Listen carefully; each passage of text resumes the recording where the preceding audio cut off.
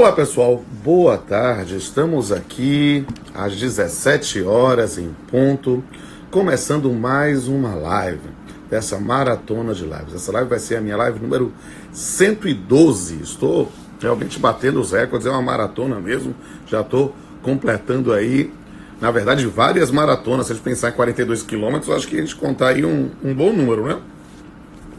E gente, que bom tê-los aqui mais uma vez ao meu lado, né, virtualmente, e ter a oportunidade de bater papo com uma jovem professora, que foi minha aluna há alguns anos, a gente não pode confessar quantos, e hoje é professora universitária e que tem atuado na coordenação de cursos, tem sido uma pessoa muito legal. Vou contar algumas historinhas com ela, né, deixa ela entrar ao vivo, né? Mas quando eu fiz a enquete sobre pessoas para entrevistar, ela foi um dos nomes lembrados. Aí eu disse, olha, para mim vai ser ótimo, eu vou chamar, você vai entender, eu a chamo de teoria do caos, e vocês vão entender isso, né? Mas eu vou te dizer logo de cara, assim, antes que ela não entrou ainda, então desejo de logo, cara. Ela, na verdade, é formada, antes de se formar em Direito, é formada em Matemática, né? E o trabalho dela foi sobre teoria do caos. E eu achei o máximo ter uma aluna de Direito que dominava matemática, falava teoria do caos, aí, a partir daquele momento, só chamava teoria do caos. Ela vai contar depois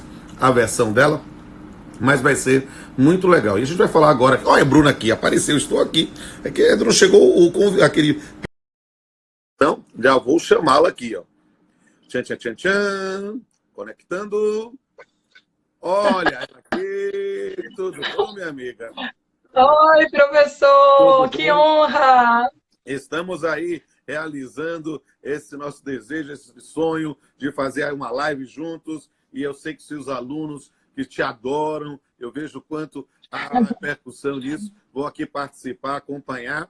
E aí dizer também que essa live vai ficar disponível aqui no meu Instagram durante 24 horas, que são as regras aí do Instagram, mas a gente vai colocar também lá no meu canal no YouTube. Então, quem tiver alguma dificuldade depois para ver ou perder um trecho, ou cair, ou alguma coisa assim, se não assistir por aqui, assiste lá no canal Pamplona, no YouTube. E aí é só mandar uma mensagem inbox para mim que eu mando os links. A professora Bruna também tem, vai ser ótimo. Depois eu vou mandar para ela o link quando já tiver o link especificamente da live lá. E acho que vai ser muito interessante. A gente vai bater um papo aqui essa noite. Bruna é um talento e gosta muito de direito do trabalho, e como toda professora que se dedica, faz com que seus alunos se apaixonem pelo direito, pelo processo do trabalho, né? Então eu vejo assim, foi muito bonito para mim quando a gente botou aí o card, as pessoas fazendo uma propaganda espontânea e dizendo assim, olha, professor Pamplona, sua referência, a professora Bruna foi que me fez me apaixonar por direito do seu trabalho. Achei lindo isso. E aí eu disse, que bom, vamos ter a oportunidade de bater esse papo e conversar especificamente de forma aberta sobre todos os temas que a gente pode suscitar nesse momento. E aí, Bruna, eu lhe dou a palavra enquanto eu vou fazer aqui fixar um comentário com o tema para que todo mundo possa acompanhar. Eu gosto de deixar sempre os comentários abertos aqui. Estou vendo aqui o professor Vicente Cone também prestigiando aqui. Tem que fazer uma live com ele também, grande figura. Foi meu orientador do mestrado, hoje meu colega lá, professor lá na Unifax, uma grande figura. E vou botar aqui a fixar o comentário com o tema, enquanto eu já lhe passo a palavra. Boa tarde, minha amiga. Boa tarde, professor. Uma honra enorme para mim estar aqui dividindo esse bate-papo contigo. Eu estava hoje me lembrando que eu fui sua aluna há exatos 20 anos atrás. Me lembro perfeitamente das vezes que eu tinha que dividir meu tempo estudando matemática, estudando direito.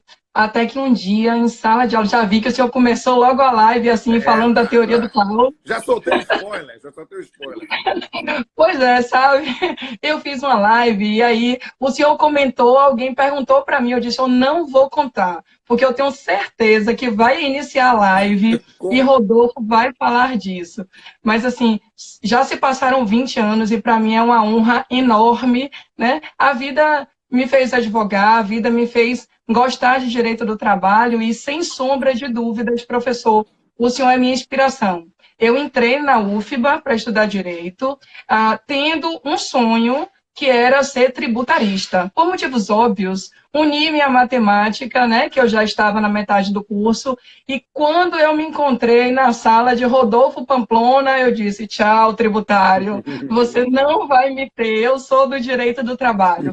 Então, hoje, eu sou professora de uma grande quantidade de alunos, eu também já tenho 15 anos ensinando, e aí eu me sinto muito gratificada, muito honrada, por saber que, assim como o senhor é a minha inspiração e foi a fonte de escolha na minha carreira, eu, humildemente falando, também posso ser para tantas pessoas. E aí foi muito prazeroso passar o dia de hoje, até esse momento, vendo as mensagens postadas nos stories dos alunos, no seu também. Então, professor, para mim é uma honra. Eu, inclusive, gostaria de quebrar um pouco a rotina dessa live, se o senhor me permite, claro. Mas eu reservei um poema para ler para o senhor. Oh, que legal, que ótimo. Agora estou emocionado, diga aí.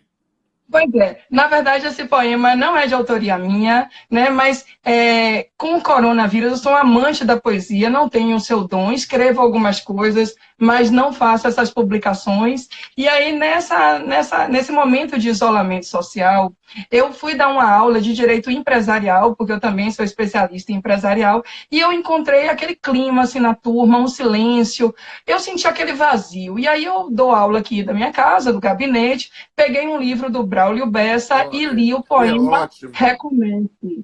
Recomece. E aí hoje, ele é fantástico, né?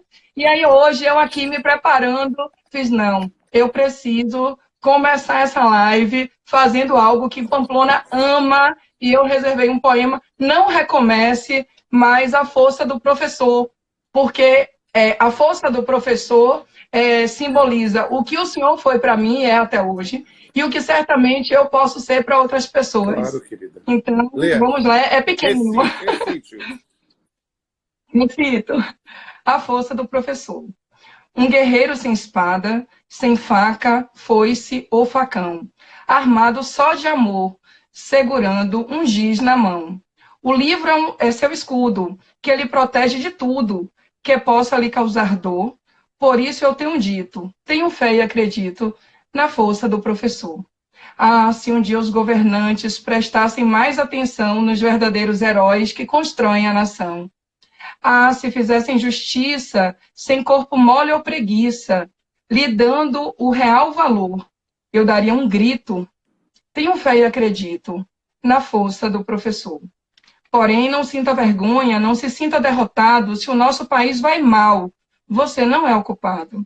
Nas potências mundiais, são sempre heróis nacionais. E por aqui, sem valor, muito triste, muito aflito. Tenho fé e acredito na força do professor.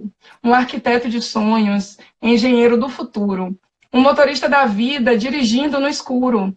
Um plantador de esperança, plantando em cada criança um adulto sonhador. E esse cordel foi escrito porque ainda acredito na força do professor. Obrigada. Que lindo, que lindo. E eu adoro o Braulio Bessa.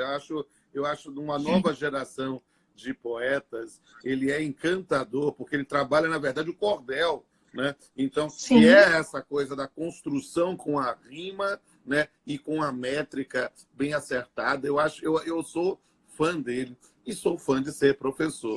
Na verdade, eu estou na magistratura há 25 anos, desde 1995. Entrei na faculdade sonhando em ser magistrado. Pensava inicialmente para a Justiça Estadual, mas me apaixonei pelo direito do trabalho, pela Justiça do Trabalho. Aí assumi como magistrado trabalhista em 10 de julho de 95, né, completando 25 anos agora. Entrei na Justiça como servidor em 92. Né? Mas eu gosto muito, acho que exerço bem a atividade jurisdicional, mas eu estou juiz. Eu sou professor. Na verdade, a primeira paixão era ver até um vídeo outro dia falando sobre direito e arte e falando sobre filmes. E eu fui falar sobre aquele filme Sociedade dos Poetas Mortos, que eu vi quando eu estava no terceiro ano do Vieira, em 1990, né? E depois daquele filme, eu disse, eu quero ser professor. Eu quero ser inspiração na vida. Porque E aí eu repito com frequência uma frase bastante conhecida, que os alunos, né, devem ver seus professores como gigantes. E o sonho de todo professor é que seus alunos os vejam como gigantes, mas não como gigantes opressivos, Golias, a ideia de alguma coisa repressora. Não. Gigantes porque eles têm uma determinada altura que lhes permite subir nos ombros deles e ver onde nós, professores, não vamos ver. Então, eu acho que é algo bonito no sentido de que a atividade de professor é a parábola do semeador. A gente, em sala de aula, a gente semeia o conhecimento, a gente conversa com os nossos alunos. E não há sensação mais prazerosa quando nós os vemos, né, crescendo, entendendo aquele momento de a lição foi atendida, a minha missão está cumprida, pelo menos nesse dia de hoje, né? Eu costumo dizer que às vezes ele dá aula, às vezes por uma quantidade enorme de alunos, e a gente não sabe quem é que vai aprender, quem é que vai enxergar mais longe do que a gente. Mas quando a gente encontra alguém em que a gente vê realizada a nossa missão, a gente diz, todo o sacrifício valeu a pena. Valeu a pena. Sim, todo cansaço passa. E nós que exercemos essa profissão, aliás, essa vocação, porque quem decide ser professor só para ganhar dinheiro desiste rapidamente, Claro. mas nós que exercemos com amor esta profissão, com vocação, de corpo aberto, nós somos muito mais do que professores. Somos psicólogos, um sorriso, um abraço, uma palavra amiga, surte tantos efeitos que eu acho que nem nós, que fazemos isso todos os dias, temos esta noção como o próprio aluno. Verdade. Então, isso é perfeito, professor. E aí eu reservei mesmo essa mensagem para iniciar a nossa live, porque era a maneira mais fiel e real que eu tinha para dizer tudo isso que a poesia por si diz e que eu sei que o senhor é amante, né, da poesia, da arte, né? Isso é fabuloso. Eu fico muito obrigada. E honrado. Muito obrigada por me inspirar a ser professora hoje. E eu agradeço por você ter tomado o bastão desta corrida de obstáculos e está correndo também a sua parte, inspirando outros e outras tantas. Isso, para mim, é uma sensação maravilhosa. Mas vamos lá, nós estamos aí conversando já há uns 15 minutos e a gente precisa ir para o corte epistemológico da nossa live. Os impactos da pandemia nas relações de trabalho. Você quer que eu faça um panorama geral normativo pensando nos estudantes, já quer fazer perguntas específicas, quer expor? Estou com liberdade. Aqui nós somos colegas conversando. Não, pode ser. A fã aqui sou eu, o senhor que manda.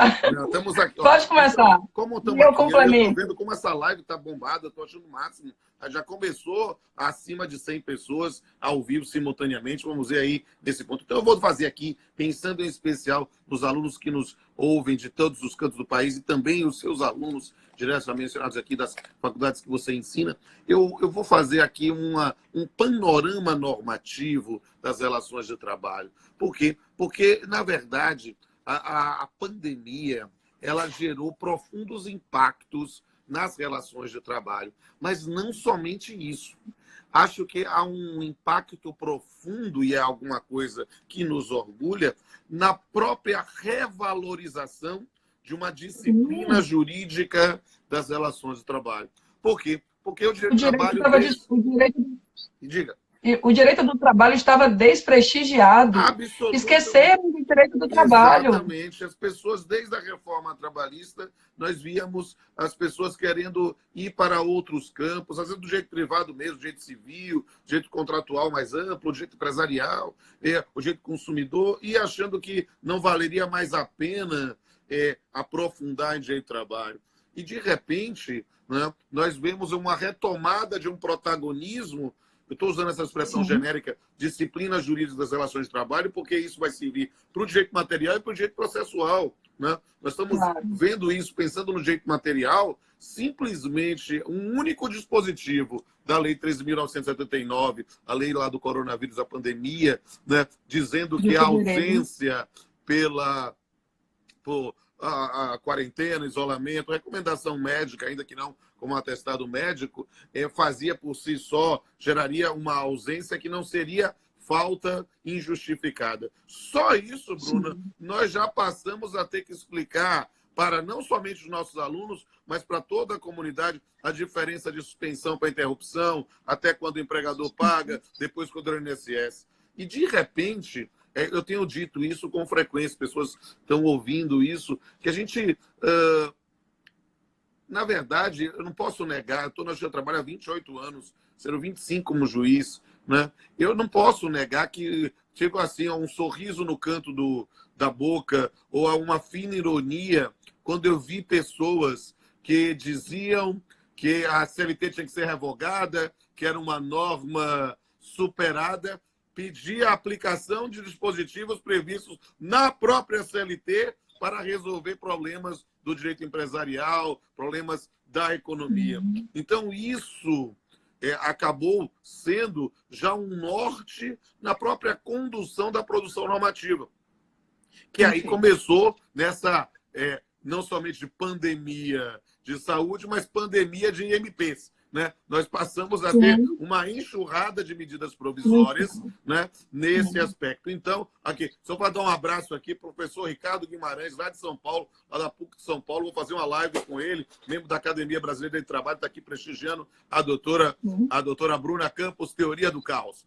Então, nesse ponto, o que aconteceu? E aqui eu já vi as pessoas perguntando, pediu para falar em MP 927. Ela é a primeira a falar. E aí, o que é preciso mostrar uma diferença, né? Vamos pensar os pontos de aproximação e de distinção da MP 927 para a MP 936. Qual é o ponto comum que a gente precisa sempre destacar? Com todas as críticas que se possa ter ao atual governo, não houve nenhuma diretriz normativa de estímulo de extinção de postos de trabalho. Ninguém veio com PDV, PDI ou coisa do gênero. Não.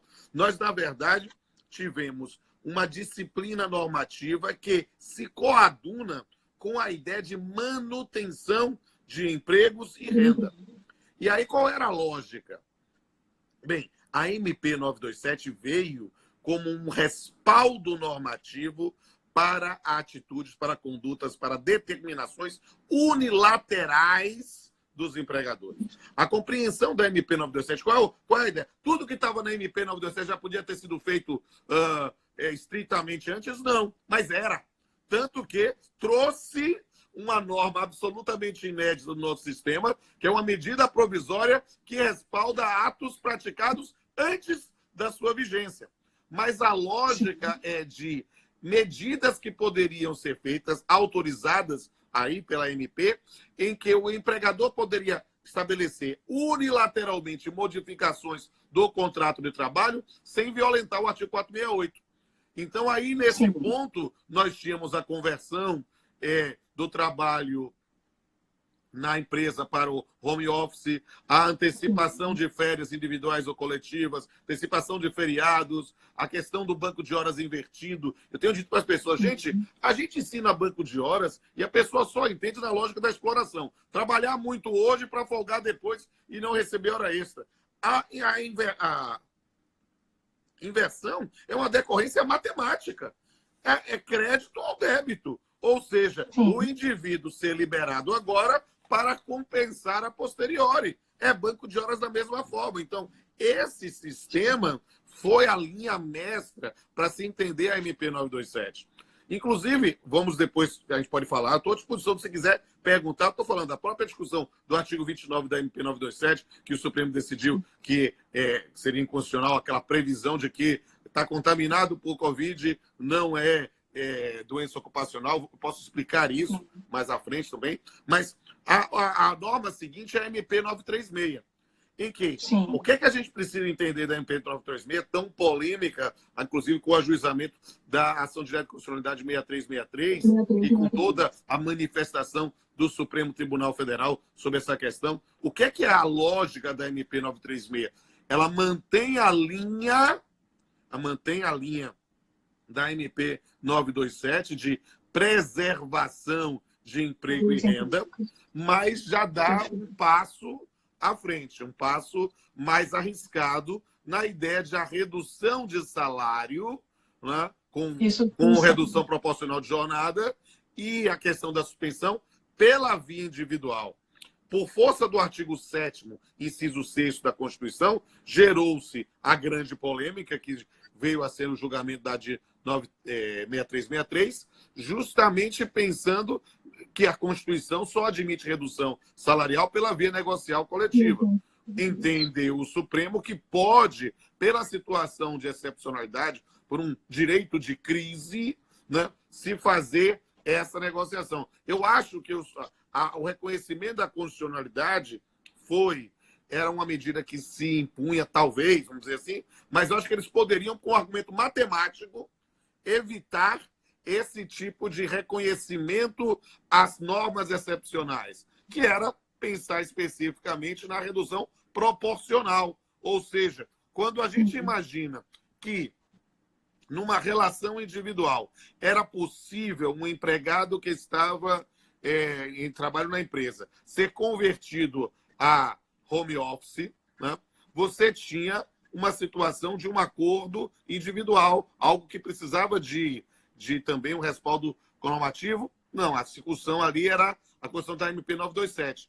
Mas, para contratar alguém em part-time job, jornada tempo parcial, contratar diretamente, podia por acordo individual. Para converter da duração integral para a duração parcial, precisava de norma coletiva.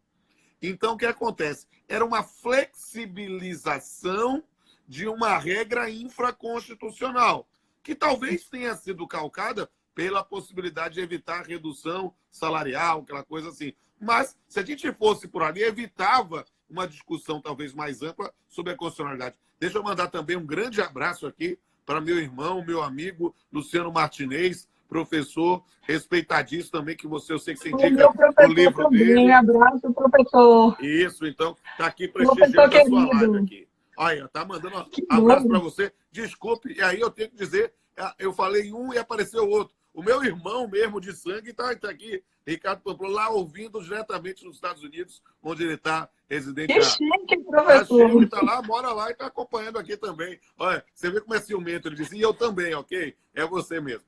Mas o que é que a gente tem especificamente nessa linha da MP 936? O reconhecimento. Isso, eu vou falar isso agora, meu. Eu ia deixar eu falar sem intervalo, mas dizer, gente, você que está assistindo aqui a live nesse momento, siga aí a professora Bruna Campos. O Instagram dela está aqui, mas você também, se não localizar, você pode ver no meu próprio, na postagem que eu fiz, né, com o card, é só clicar, tá lá marcado. Siga, eu quero ver bombando aí o Instagram dela. E aí, me siga também e se inscreva nos 2 canais no YouTube. Essa live vai ficar no Instagram, vai ficar às 24 horas e vai também partir também para os 2 canais. Vai para o canal Pamplona, porque como é feito no meu perfil, vai estar assim. O pessoal está chamando aqui de minha malvada favorita. Eu acho isso uma injustiça, né? Mas vamos lá.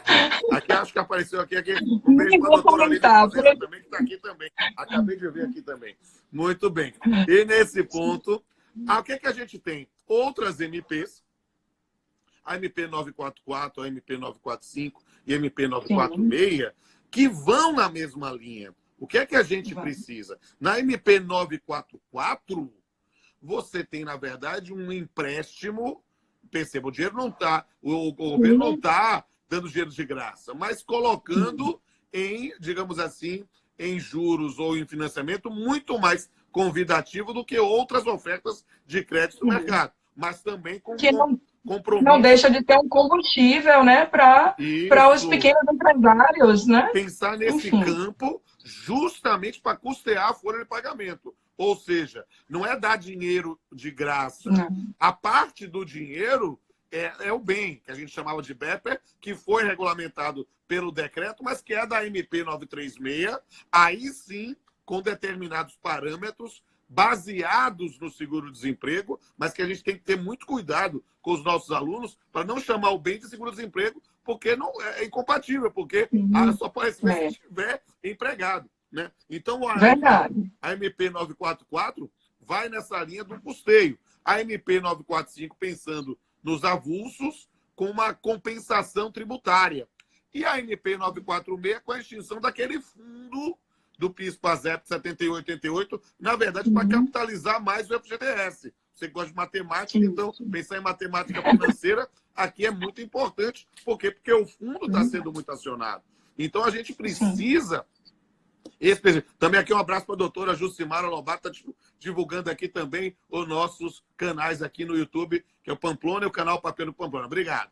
E aí, nesse ponto, a gente tem mais outras normas, e há uma pletora de normas infraconstitucionais nesse ponto, né, que a gente pode trabalhar. Mas aí eu já dei o panorama, já falei demais. Agora é sua vez. Você fala.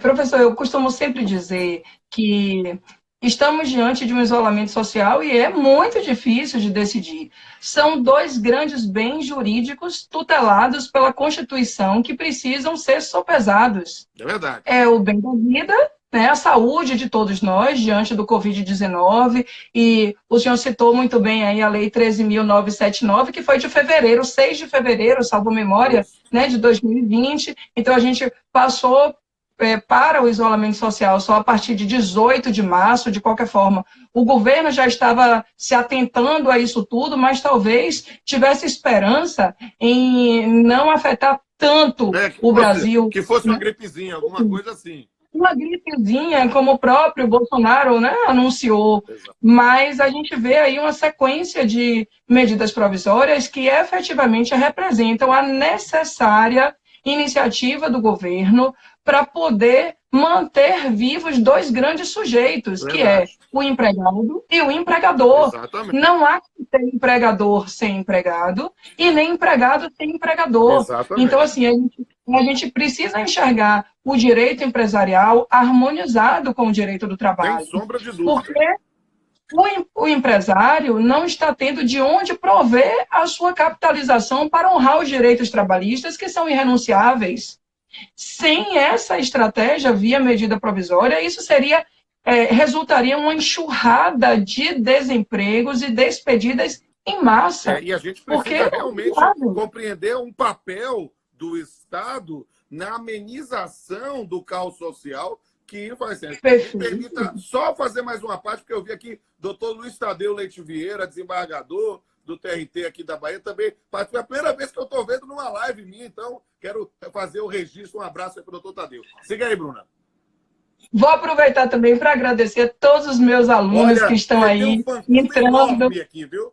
Toda hora aqui, estou vendo aqui. Pode mandar beijo para todo mundo. Pois é. Se a gente ficar só lendo as mensagens, a gente vai passar uma hora agradecendo esse carinho enorme dessas pessoas todas que nos prestigiam, né? Mas eu me sinto honrada. Pois é, professor. Então, assim, era necessário. Acho até que demorou. Sim. As medidas provisórias, ao meu ver, demoraram, né, de apresentar essa efetiva estratégia. Mas vejo que foi um bombardeio. Quando eu li a medida provisória 927, eu vi, meu Deus do céu, desestruturou, matou completamente todas as bases sólidas, históricas do direito do trabalho, do patamar mínimo civilizatório, né, do artigo 7º da Constituição.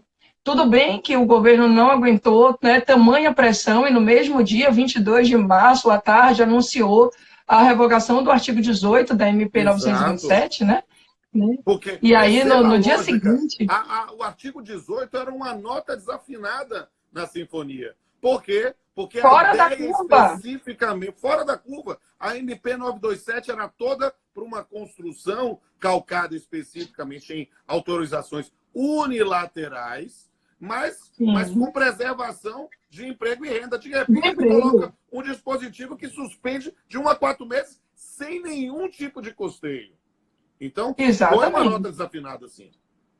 Foi assim, completamente fora do contexto, porque ainda que entregássemos, através da MP 927, nas mãos do empregador, algumas atitudes que seriam feitas unilateralmente, mas quando a gente se deparou com o artigo 18, então, tipo assim, foi um ponto completamente perdido dentro de um contexto anunciado pela medida provisória. Então, que bom que não houve permanência na literalidade desse artigo. E a gente vê que a MP 936 veio, inclusive, consertar a proposta Exato. do artigo 18, né? Porque aí trata, de novo, da possibilidade desse afastamento do empregado para curso, agora tendo que ser, né, de 1 a 4 meses e permitindo aí o gozo do benefício, né, a inserção desse empregado nessa forma aí de benefícios traçados pela MP 936.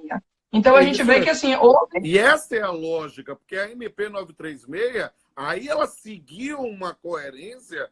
Perceba, é claro que ninguém está feliz em ter redução de salário. Ninguém.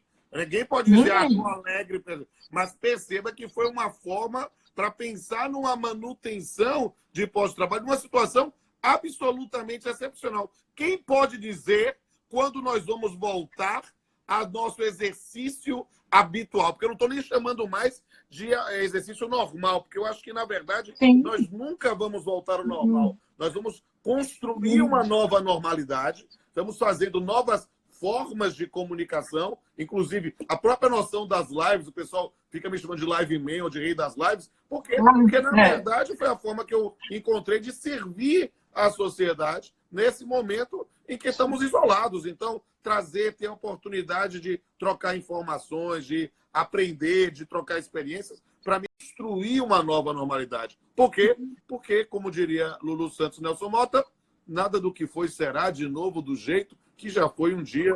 Tudo passa, tudo sempre passará. E aí?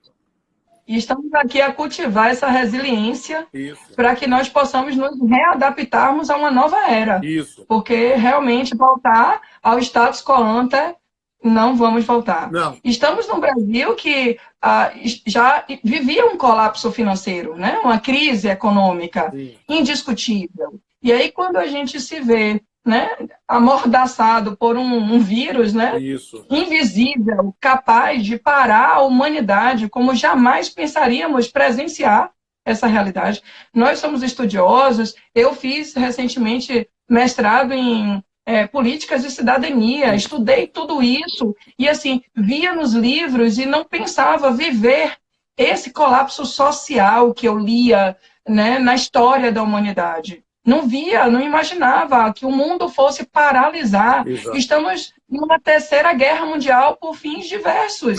Nós estamos com um inimigo invisível e que a gente não tem mais como lidar nessas circunstâncias a ponto de saber aonde eu me escondo ou como eu vou sobreviver a isso. Sim.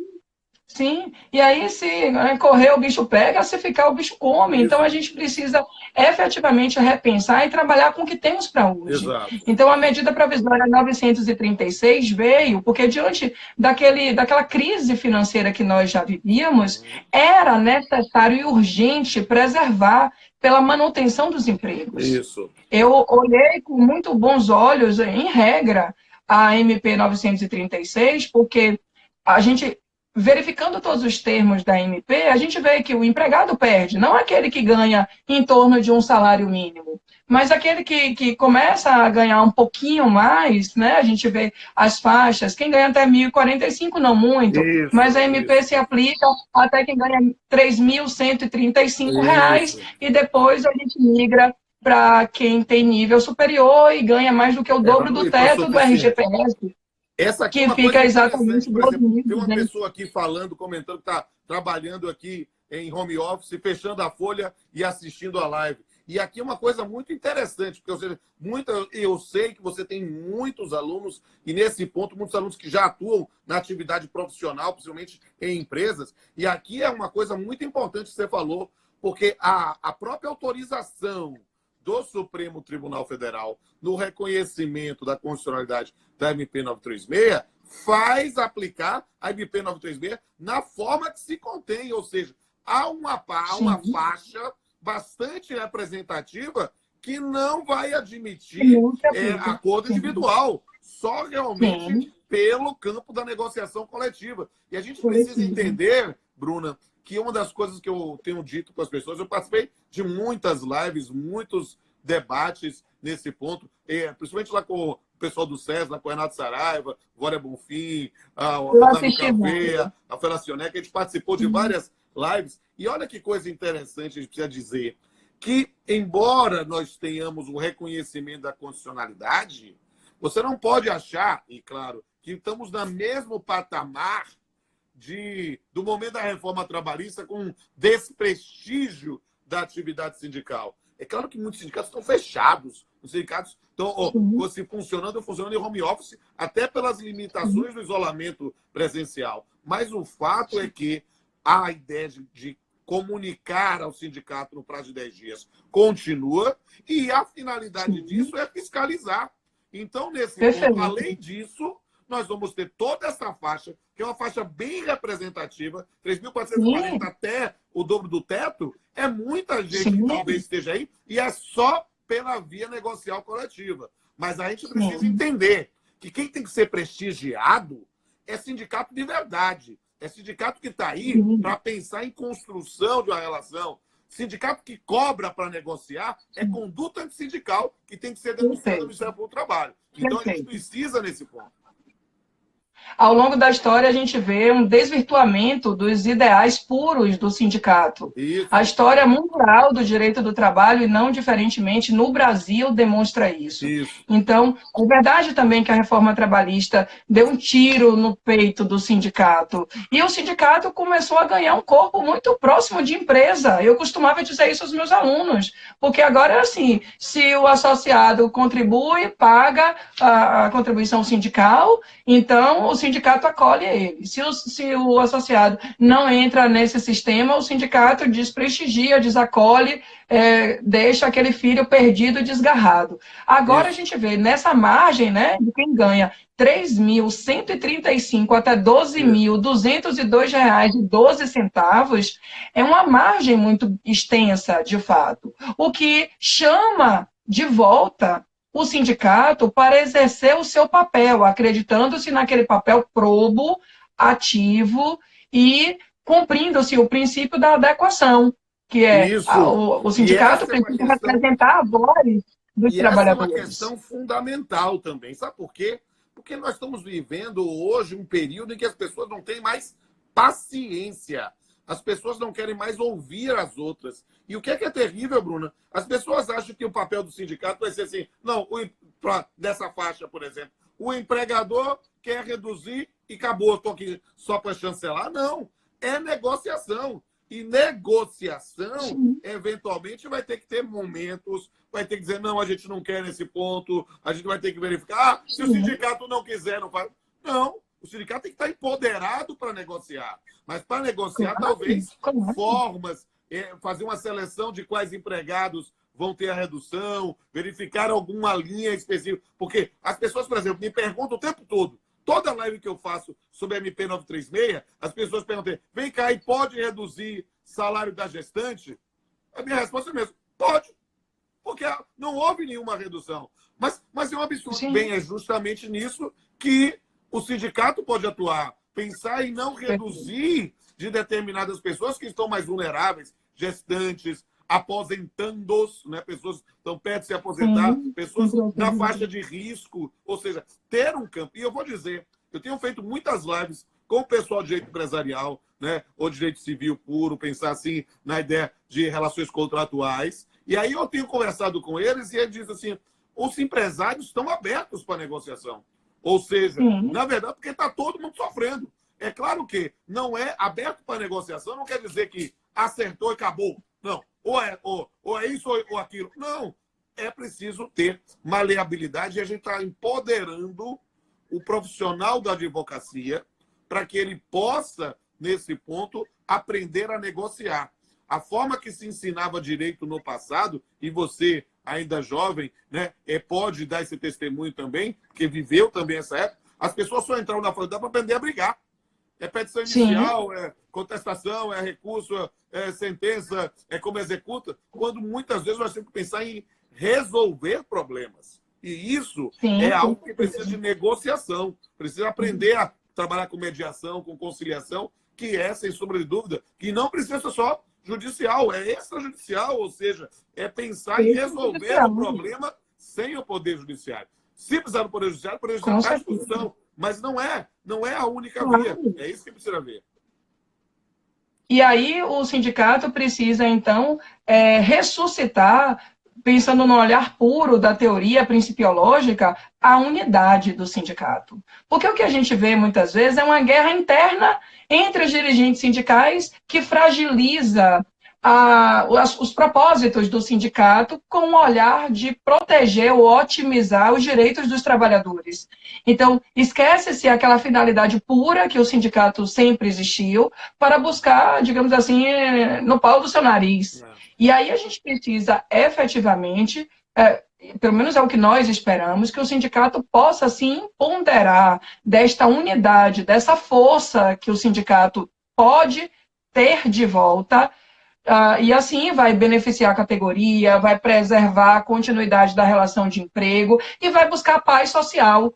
Todos esses são princípios norteadores do direito coletivo do trabalho, que busca, então, a harmonização e a convivência equilibrada, equânime desses dois sujeitos relevantíssimos, que é o empregado e o empregador.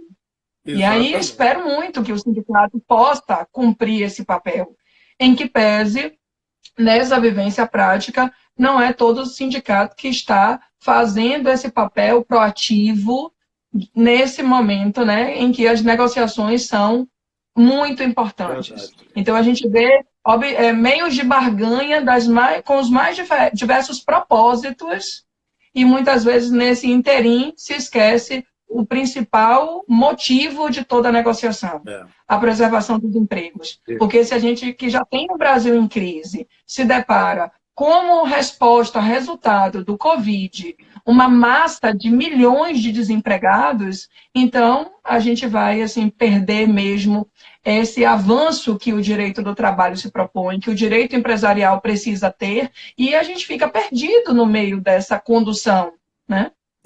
E, querida, a gente já está falando aqui há 44 minutos, então a gente já tem que se encaminhar para o final. E você tem outra live de 18 horas. Porque é uma maravilha para conversar. Quando o papo é bom, a gente nem percebe o tempo passar, né? E aí eu quero, a gente está encaminhando talvez para o final, antes mandando um abraço aqui para o doutor Edmilson, que é diretor de secretaria no TRT do Pará, está nos assistindo aqui. Eu vi também o doutor Marcos Avalone, lá do Mato Grosso, que organiza lá a palestra cantada da gente lá. Vi a doutora Camila Nogueira, que é uma paraibana que está em Brasília também, já organizou uma palestra cantada para a gente. Muita gente participando, estou muito feliz. Essa live está realmente bem agradável, muito. Eu tenho uma oportunidade aqui de conversar de forma aberta, livre.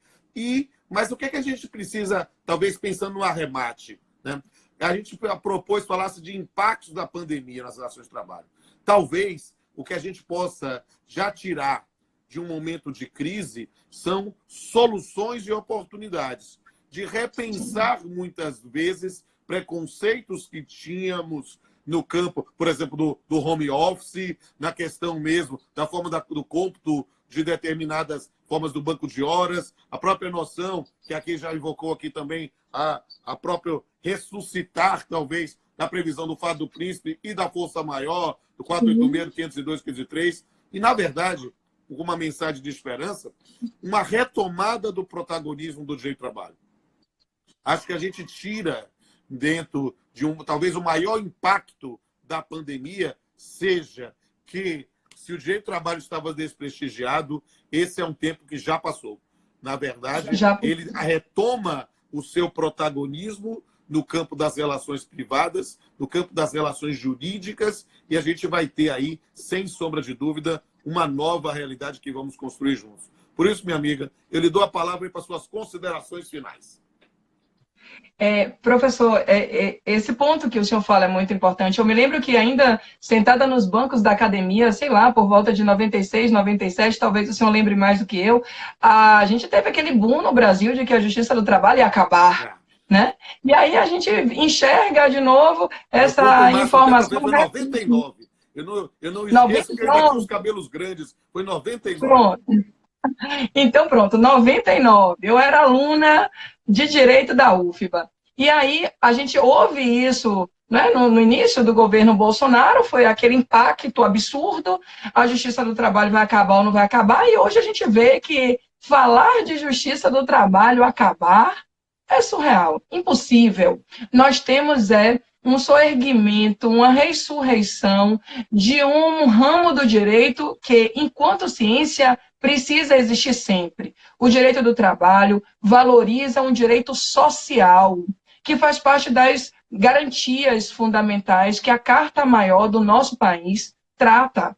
Então, é preciso, sim, valorizar o empregado enquanto uma pessoa digna, que troca sua força de trabalho em prol de sua sobrevivência, de salário. Já temos um salário mínimo que é indigno para manter as necessidades básicas, vitais, anunciadas pelo inciso 4º do artigo 7º.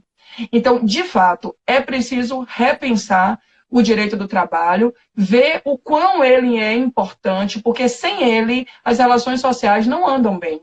Não haverá o alcance desse equilíbrio dos interesses econômicos permeados pelo empregador em relação à mão de obra do empregado. Então, pelo menos é a forma, não gostaria, sinceramente, que fosse desta maneira. Estamos vivendo uma situação em que parece-me que a mídia, inclusive, abafa muito mais do que a realidade. A realidade pelos hospitais é muito mais grave do que o que nós vemos.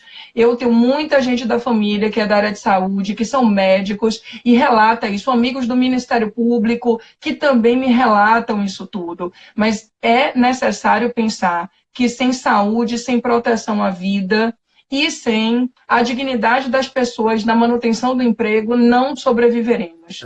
Então, é importante ficar em casa, mas é importante também repensar para que o direito do trabalho seja eficiente para cuidar de todas as relações, porque sem o salário, como eu fico pensando no pipoqueiro que vendia pipoca na frente da escola do meu filho, nos autônomos, nos profissionais liberais que não foram enquadrados pela MP 936 e que não tem nenhuma fonte para que possam aí buscar essa resiliência, essa ressurreição diante dessa crise. Verdade. Minha querida. Então, esse pensamento crítico é fundamental. Verdade. Com a palavra, professor. É só para agradecer, foi muito legal. Eu quero pedir a todo mundo que esteja nos vendo nesse momento que siga aí a professora Bruna Campos no Instagram. Eu quero ver o Instagram dela bombado. E essa live vai ficar 24 horas aqui à disposição de vocês, no meu perfil do Instagram. A gente vai baixar também e vai colocá-la no meu canal no YouTube. Se você tiver... O pessoal pediu para falar do apelido. A gente falou lá do começo. Você vai ter que rever a live para saber por que eu chamo ela de Teoria do Caos. Vocês vão conhecer toda essa história quando ela foi minha aluna já há tempos que a gente nem pode mais confessar. Querida. Bruna tem vários, mas Teoria do Caos só vai ter eu nessa geração. É verdade. De verdade. Com certeza. Um beijo, professor. A honra foi toda minha. Muito obrigada de coração. Obrigada a todos que nos assistiram. Curtam sempre o professor Rodolfo Pamplona. Fiquem ludibriados por esse enorme saber. Amém. E um ser humano fenômeno sobrenatural. Obrigada, professor. Um beijo, querida. Até a próxima. Tchau.